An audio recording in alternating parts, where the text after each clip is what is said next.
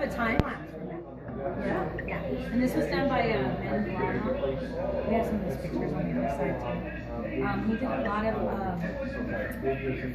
photo documentary of a lot of the water projects that were being built here and in California at that time. So we just have really good depictions of Argentina in general, making things like that. Because you know his acrylic workers and stuff too. So yeah, he's got that.